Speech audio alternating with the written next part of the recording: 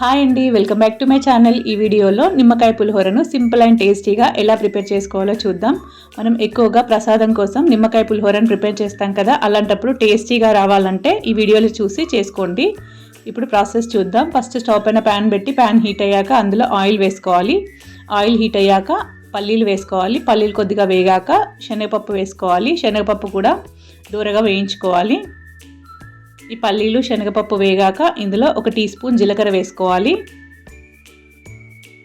అలాగే 1 tea spoon ఆవాలు వేసుకోవాలి. ఈ ఆవాలు జీలకర్ర కూడా చిటపటలాడేంత వరకు వేయించుకోవాలి. ఆవాలు జీలకర్ర వేగాక పచ్చిమిర్చి వేసుకోవాలి. మన కారానికి సరిపడా పచ్చిమిర్చిని కూడా ఈ విధంగా ఫ్రై చేసుకోవాలి. పచ్చిమిర్చి కొద్దిగా ఫ్రై అయ్యాక ఒక 3-4 ఎండుమిర్చి వేసుకోవాలి. ఇందులోనే కొద్దిగా కరివేపాకు వేసుకోవాలి. వీటన్నింటినీ చక్కగా వేయించుకోవాలి.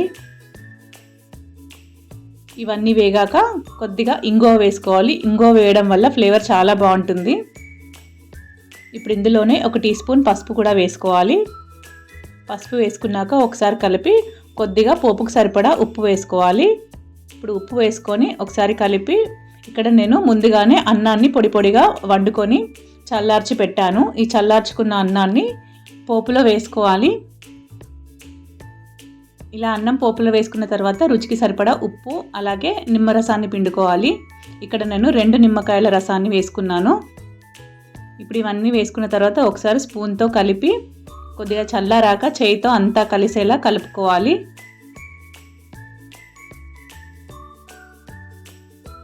ఈ విధంగా చక్కగా కలిపాక ఒక 10 నిమిషాలు పక్కన పెట్టాలి. 10 నిమిషాలు పక్కన పెట్టడం వల్ల నిమ్మరసం అనేది అన్నానికి పట్టి టేస్ట్ చాలా బాగుంటుంది.